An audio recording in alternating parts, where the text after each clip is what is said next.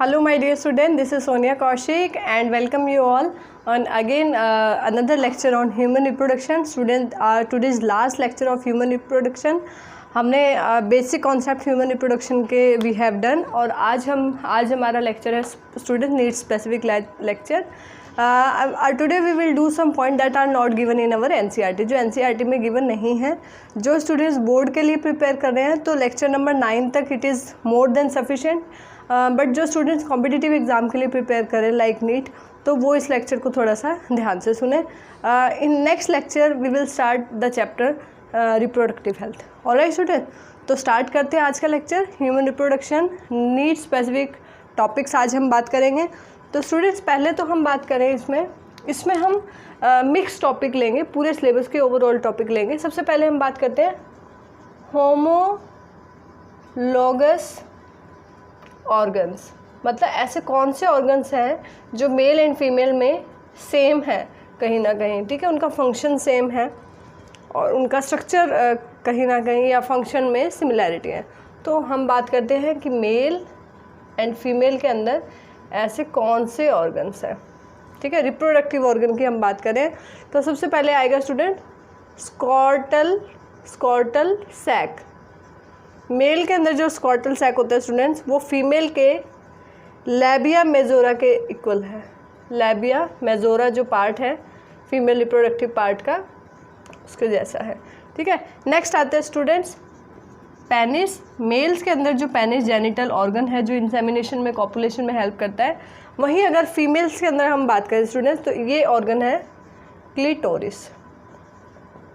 Next की हम बात करते हैं प्रोस्टेट ग्लैंड. ये एसेसरी ग्लैंड है, प्रोस्टेट ग्लैंड मेल्स के अंदर. और वहीं अगर हम फीमेल्स की बात करें स्टूडेंट, फीमेल्स की बात करें तो यहाँ पे क्या है, पैरायूथेरियल ग्लैंड. पैरायूथेरियल ग्लैंड्स, ठीक है स्टूडेंट. इनको हम लोग वेस्टिबुलर ग्लैंड्स भी कहते हैं, पैरायूथेरियल ग्लैंड्स. इसके बाद बात करते हैं, यहाँ पे एक है Cowper gland, Cowper's gland in male. और फीमेल की कौन सी ग्लैंड है student, Bartholin gland, Bartholin's gland, ठीक है. तो कई बार क्वेश्चन आ जाता है that Cowper gland is similar to dash gland, या which of them is you can say similar in case of females that is resembling this Cowper gland, ठीक है. तो इस तरह के क्वेश्चंस कई बार आ जाते हैं student. Next we are coming to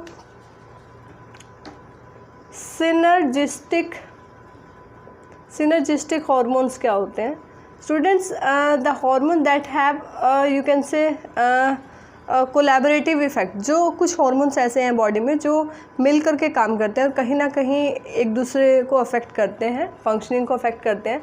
तो ऐसे ही फीमेल हार्मोन जो है ईस्ट्रोजन एंड प्रोजेस्टेरोन, ठीक है. कौन से हार्मोन है ये दोनों, फीमेल सेक्स हार्मोन है, फीमेल सेक्स हार्मोन्स है. Estrogen helps in development of secondary sexual characters like breast and all, and progesterone helps in maintaining pregnancy. तो दोनों ही हार्मोन्स कहीं ना कहीं सिनर्जिस्टिक इफेक्ट है, दोनों मिल करके काम कहीं ना कहीं करते हैं. एक और टर्म की हम बात करते हैं स्टूडेंट सिनर्जिस्टिक इफेक्ट के बाद, एक्टोपिक प्रेगनेंसी. ये स्टूडेंट्स अगर हम बात करें प्रेगनेंसी की तो जेस्टेशन मतलब इम्प्लांटेशन हो जाती है यूट्रस के अंदर. आफ्टर फर्टिलाइजेशन जो ब्लास्टोसिस्ट होता है उसकी इम्प्लांटेशन होती है यूट्रस के अंदर, ठीक है. तो वो जो 9 मंथ का जेस्टेशन पीरियड होता है that occur in side the uterus. लेकिन अगर यूट्रस के अलावा कहीं और पे जो है इम्प्लांटेशन होती है तो that type of pregnancy is called ectopic pregnancy. इधर क्या आएगी, implantation occurs other side than uterus. Uterus के अलावा किसी और साइट पर अगर जो है इम्प्लांटेशन हो जाती है that type of pregnancy is called ectopic pregnancy. Alright student, उसके बाद हम बात करेंगे गैस्ट्रुलेशन की. मैंने आपको लास्ट लेक्चर में भी बताया था कि जब गैस्ट्रुलेशन होती है स्टूडेंट मॉड्यूलर स्टेज के बाद, अगर हम एम्ब्रियोनिक स्टेज की बात करें तो मॉड्यूलर स्टेज के बाद क्या होती है, गैस्ट्रुलेशन होती है, गैस्ट्रुलेशन, ठीक है। गैस्ट्रुलेशन कहाँ से, जैसे मान लीजिए ये ब्लास्टोसिस्ट है जिसकी साइड में जो लेयर्स है that layers are called trophoblast. मैंने आपको पहले भी बताया था। सपोज दिस इज ब्लास्टोसिस्ट, मान लीजिए ये ब्लास्टोसिस्ट है, blastocyst, this cell layer, single cell layer is called blastocyst, trophoblast, sorry, this is called tropoblast. And there is you can say cells that are concentrated or lie in, you can say concentrated in a region. These cells are called inner cell mass. All right student, inner cell mass. And this inner cell mass, this give rise to three germ layers. That process is called gastrulation. Give rise to students, ये 3 germ layers बनाती है, give rise to 3 germ layers. वो 3 germ layers कौन कौन सी हैं, ectoderm, endoderm and mesoderm. Alright student, तो 3 germ layers बनेंगी और ये 3 जर्म लेयर्स ही आगे की डेवलपमेंट करेगी, यानी कि जो भी ऑर्गन डेवलप होंगे स्टूडेंट्स इन्हीं एक्टोडर्म, मेसोडर्म और एंडोडर्म से होंगे। तो इस प्रोसेस को गैस्ट्रुलेशन कहते हैं। और गैस्ट्रुलेशन के बाद किस तरह की प्रोसेस देखने को मिलेगी, इसके बाद हम वो भी करते हैं।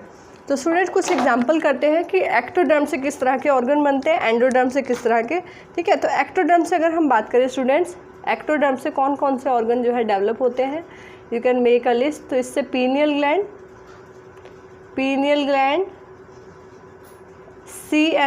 CNS यानी कि सेंट्रल नर्वस सिस्टम, फॉरगट, ये हमारी एलिमेंट्री कैनाल का हिस्सा है, hind gut, internal ear, alright students. इसके अलावा एपिडर्मिस यानी कि जो बाहर की लेयर है जैसे स्किन, एपिडर्मल ग्लैंड्स, जितनी भी एपिडर्मल ग्लैंड्स है जैसे स्वेट ग्लैंड जो भी स्किन पे है, ठीक है स्टूडेंट। तो इस तरह के, या हम बात करें here is also external outgrowth. तो इस तरह के ऑर्गन एक्टोडर्म से डेवलप होते हैं। नाउ कमिंग टू बीच में आएगी mesoderm, sorry let me change, बीच में क्या आएगी, मेसोडर्म, एंड सबसे अंदर वाली जो होगी दैट इज़ एंडोडर्म, ठीक है स्टूडेंट। तो मेसोडर्म से कौन कौन से ऑर्गन डेवलप होंगे, उसके बाद एंडोडर्म से कौन से। तो मेसोडर्म से स्टूडेंट ज़्यादातर जो है ग्लैंड्स होती हैं। पहले हम बॉडी में जो कैविटी होती है सिलोम इससे डेवलप होती है स्टूडेंट। इसके अलावा अगर हम बात करें एड्रीनल कॉर्टेक्स, ठीक है, किसकी डेवलपमेंट हो रही है, एड्रीनल कॉर्टेक्स वाले हिस्से इससे डेवलप हो रहा है, ठीक है। और एड्रीनल कॉर्टेक्स के अलावा इससे बन रही है स्टूडेंट्स डर्मिस, एपिडर्मिस, बाहर वाली, उसके अंदर वाली लेयर को क्या कहते हैं, डर्मिस की डेवलपमेंट होगी स्टूडेंट्स इससे। और होगी बोन्स, कार्टिलेज और गोनेड्स, गोनेड यानी कि टेस्टिस एंड ओवरीज, ठीक है, टेस्टिस एंड ओवरीज। इसके अलावा सर्कुलेटरी सिस्टम भी यहीं से बनता है, सर्कुलेटरी सिस्टम, ठीक है स्टूडेंट। तो ये लिस्ट थोड़ा सा आपको ध्यान रहनी चाहिए कि किस तरह के ऑर्गन्स जो हैं एक्टोडर्म, एंडोडर्म और मेसोडर्म से बने हैं। नाउ कमिंग टू एंडोडर्म से कौन से बनते हैं स्टूडेंट, तो इससे थाइमस ग्लैंड,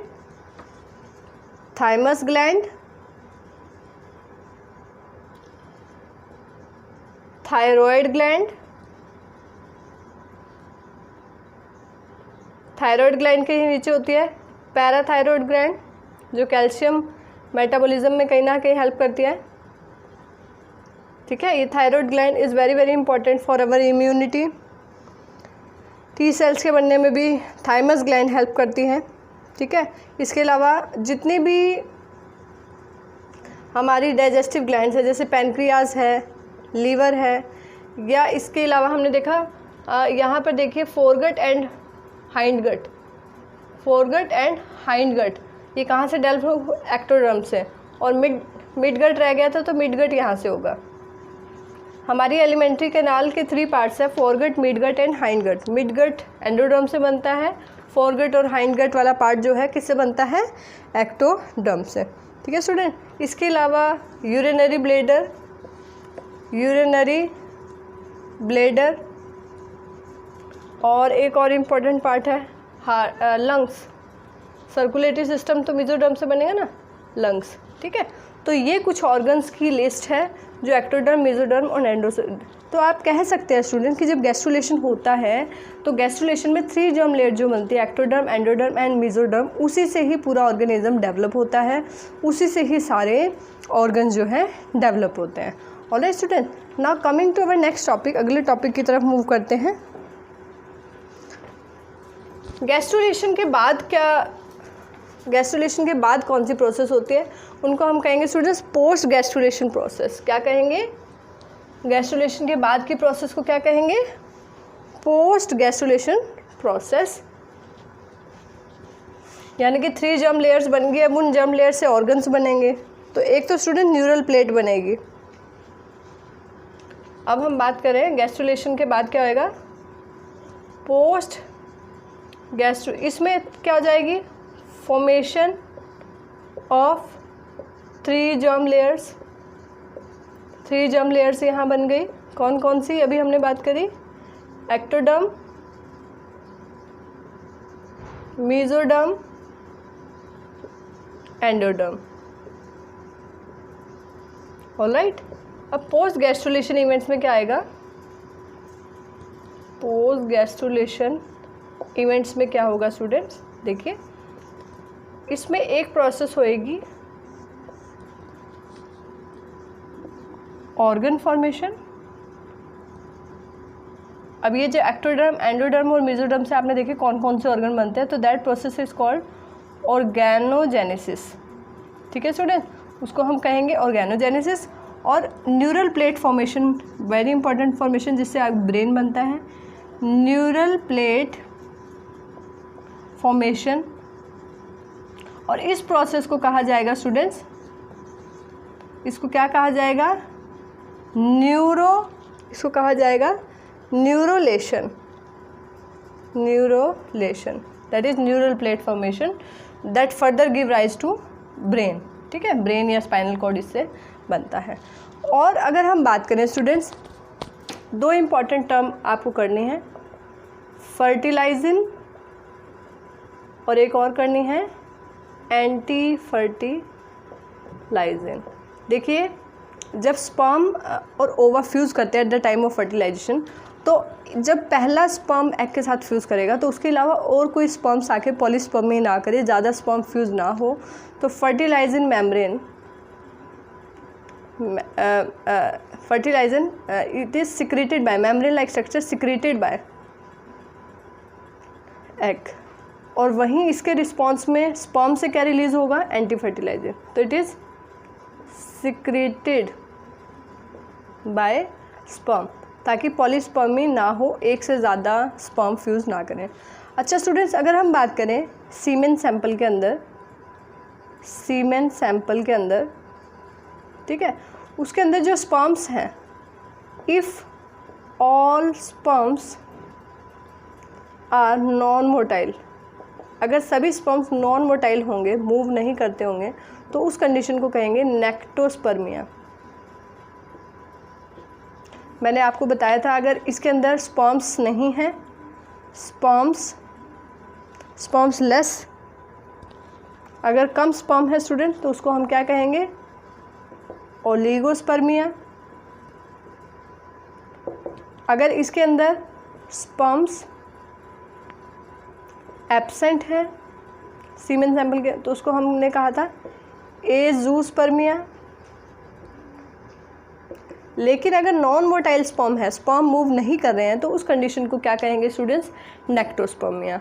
ऑलराइट स्टूडेंट्स, और अगर हम बात करें फर्टिलाइजेशन, ये ग्लाइकोप्रोटीन है, ये इंपॉर्टेंट क्वेश्चन है स्टूडेंट्स आ जाता है, what type of protein it is. तो ये ग्लाइकोप्रोटीन है जिसमें कहीं ना कहीं ग्लूकोज का पार्ट या शुगर वाला पार्ट इसके साथ एसोसिएटेड है, ठीक है। और एंटी फर्टिलाइजिंग जो स्पर्म सिक्रेट करता है ये एसिडिक प्रोटीन है, एसिडिक प्रोटीन। सो ये इंपॉर्टेंट है कि फर्टिलाइजिंग और एंटी फर्टिलाइजिंग का नेचर सेम नहीं होता, ठीक है, सेम नहीं होता। और स्टूडेंट्स उसके बाद अगर हम बात करें, एक और इम्पॉर्टेंट टर्म कई बार नीट में आती है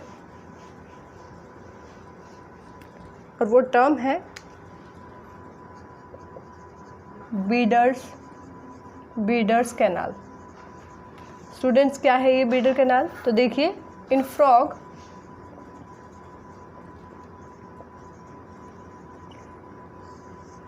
bidder canal is present in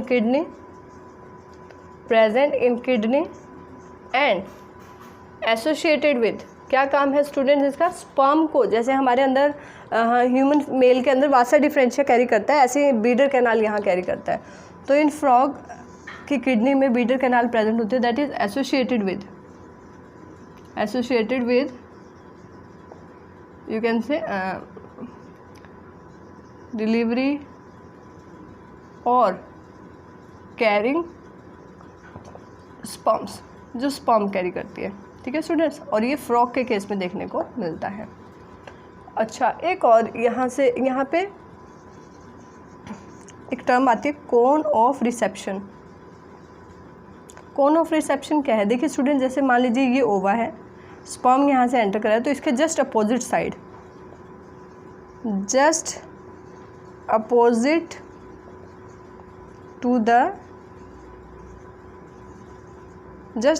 side to the entry of sperm, जहाँ से स्पर्म एंटर किया है उसके जस्ट अपोजिट वाली जो साइड है उसको हम कहेंगे स्टूडेंट्स कोन ऑफ रिसेप्शन। ये फ्रॉग के अंदर देखी गई है, इन फ्रॉग इट इज़, फ्रॉग के अंदर ये प्रेजेंट होती है, लेकिन ह्यूमंस के अंदर नहीं है, in humans it is not present. Alright, तो कई बार इस तरह का क्वेश्चन आ जाता है, ठीक है। उसके बाद हम बात करते हैं कि जब स्पर्म और ओवा जो है फ्यूज़ हो गया, तो फ्यूज़ होने के बाद आपको पता है स्टूडेंट्स क्या बनता है? जाइगोट। ऑलराइट, जाइगोट बनता है, एंड जाइगोट से एम्ब्रियो बनना है तो उसके लिए क्या होगा? क्लीवेज होगी, ठीक है ना। देखिए, this is sperm, this is ओवा, और क्या हो गया? फर्टिलाइजेशन। आप यहाँ पे जेड भी यूज़ कर सकते हैं, एस भी, फर्टिलाइजेशन हो गया। क्या बन गया? जाइगोट। जाइगोट में क्या होगी? क्लीवेज, और ये क्या बन जाएगा? एम्ब्रियो, ठीक है ना, एम्ब्रियो बनेगा। तो जो फर्स्ट क्लीवेज होती है स्टूडेंट्स, फर्स्ट क्लीवेज, पहली बात तो इसको कौन इंड्यूस करवाता है?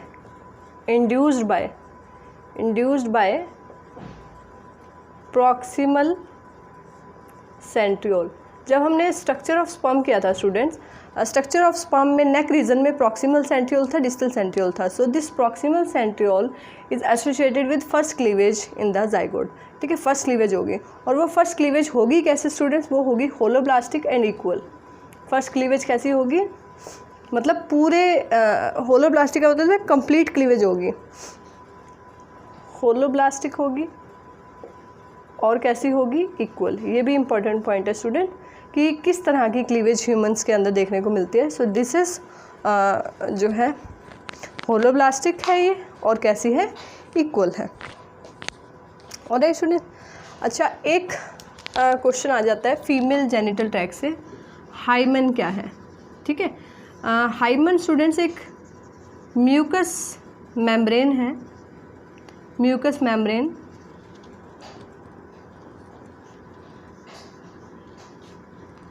mucous membrane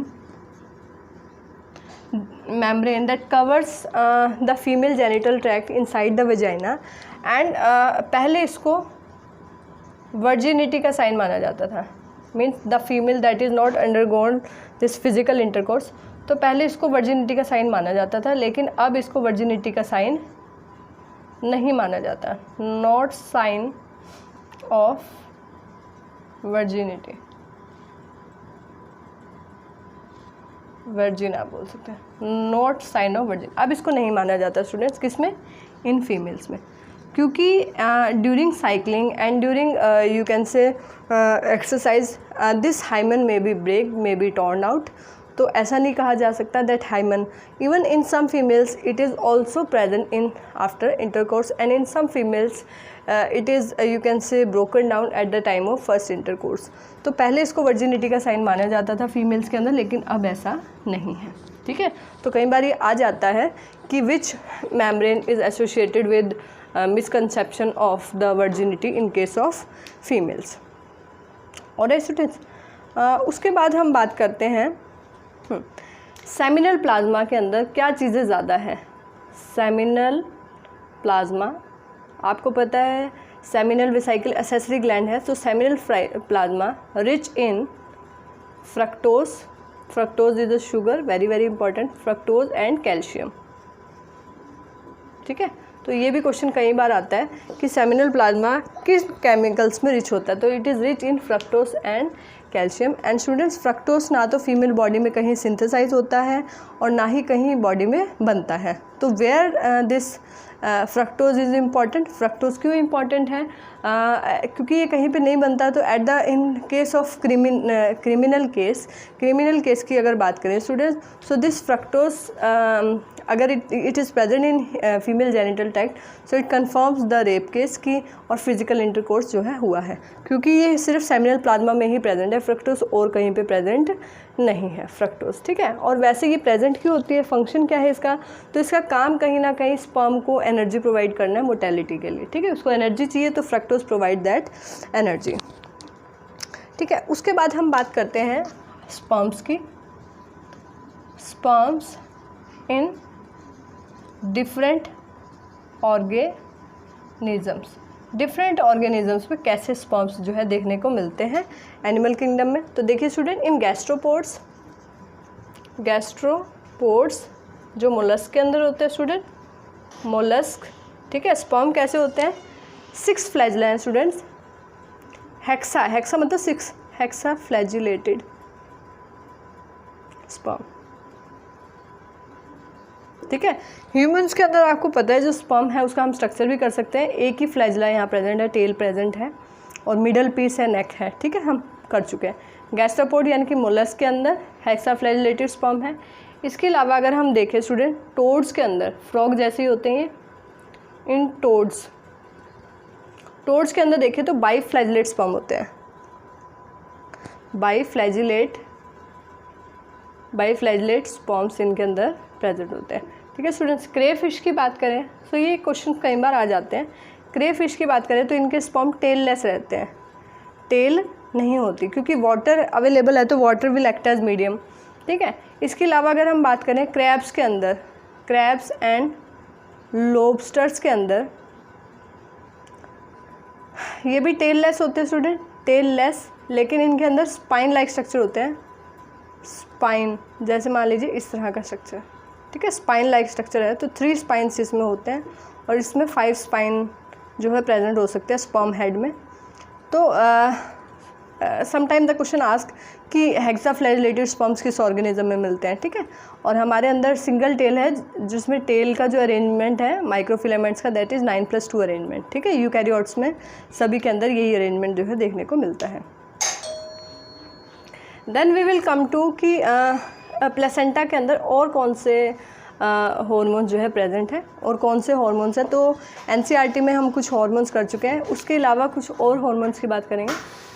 प्लेसेंटा, प्लेसेंटा से हम जो अभी तक हमने डिस्कस किया स्टूडेंट्स वो है HCG human chorionic gonadotropin, HPL human prolactin, फिर हमने बात की थी रिलैक्सिन और कुछ अमाउंट में इसमें प्रोजेस्टेरॉन रिलीज़ होता है, ठीक है।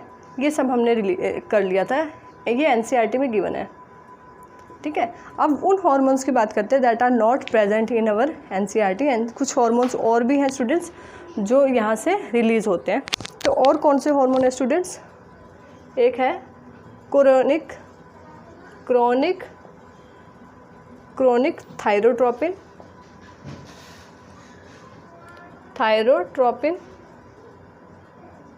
और एक है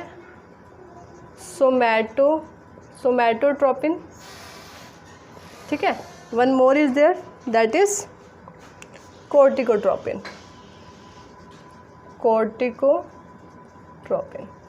ऑलराइट स्टूडेंट, तो ये कुछ और हॉर्मोन्स है that are not given in NCERT, that are secreted by placenta, ठीक है। उसके बाद हम बात करते हैं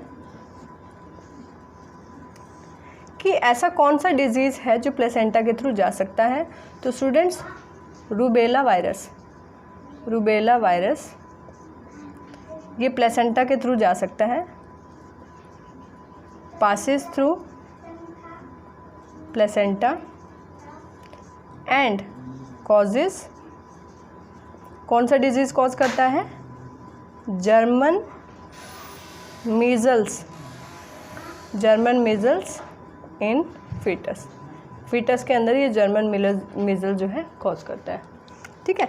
नेक्स्ट कमिंग टू, इसके अलावा एक टर्म है, जैसे मेल्स के अंदर स्कॉटम सैक होता है स्टूडेंट, स्कॉटम सैक, ठीक है।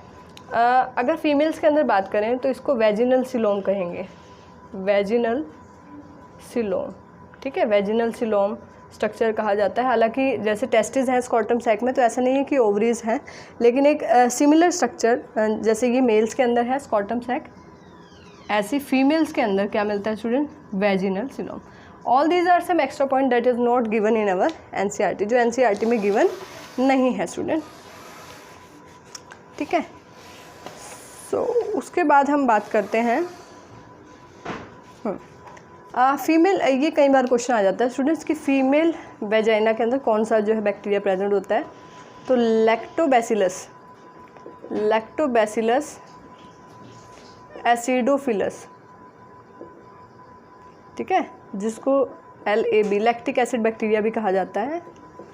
लैक्टिक एसिड बैक्टीरिया कहाँ प्रेजेंट है students, present in female vagina के अंदर ये प्रेजेंट है। क्या काम है स्टूडेंट्स, ये एसिडिटी, ठीक है, टू इंड्यूस एसिडिक इन्वायरमेंट, इसकी वजह से वहाँ एसिडिक इन्वायरमेंट होता है students, that prevents from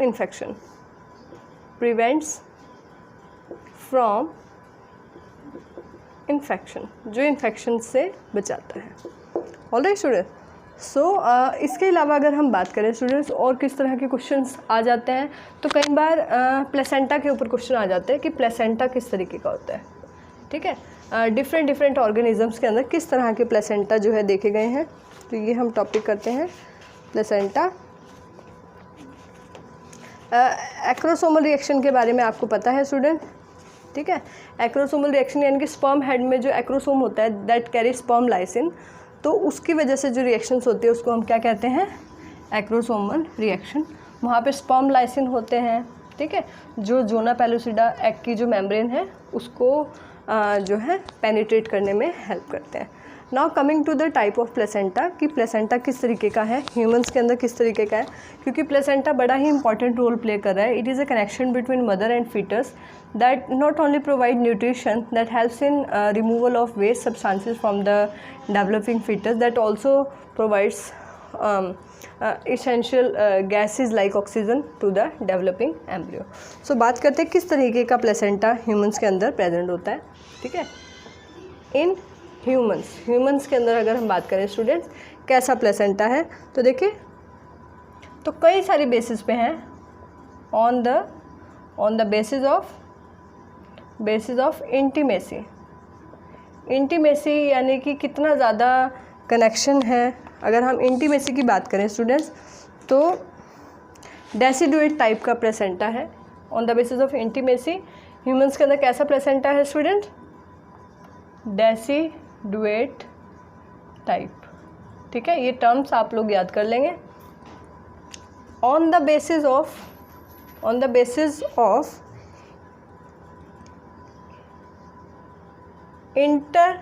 interstitial villi किस तरह की प्रेजेंट है, उसके बेसिस पे अगर हम बात करें स्टूडेंट, ठीक है। नहीं, इंटरस्टिशियल है किसके बेसिस पे है, बेसिस ऑफ विलाई, या हम कहें इम्प्लांटेशन। इम्प्लांटेशन के बेसिस पे अगर देखा जाए तो किस तरह का प्लेसेंटा स्टूडेंट, इंटरस्टिशियल प्लेसेंटा की अगर हम बात करेंगे। अच्छा, on the basis of villi, अब आता है विलाई के ऊपर, तो ये 1 2 थर्ड करते हैं on the basis of villi. Villi के बेसिस पे अगर हम देखें स्टूडेंट तो that is discoidal, discoidal placenta है students. at the time of child delivery, this placenta that is connected in the, you can say, in the endometrium of the uterus, that comes along with the fetus, and that is removed after the childbirth, and that also responsible for, you can say, a huge amount of bleeding at the time of child delivery in case of human females. Alright students, if we talk about the type of placenta, so that is chorionic placenta, chorionic placenta, ठीक है, because chorion जो है that plays important role in formation of placenta, that's why it is called chorionic placenta. Alright student, so these are some important points of human reproduction. In our next lecture we will start our chapter reproductive health, and after that we will discuss some need specific topics from that chapter also. Alright, so this is okay for today. Thank you.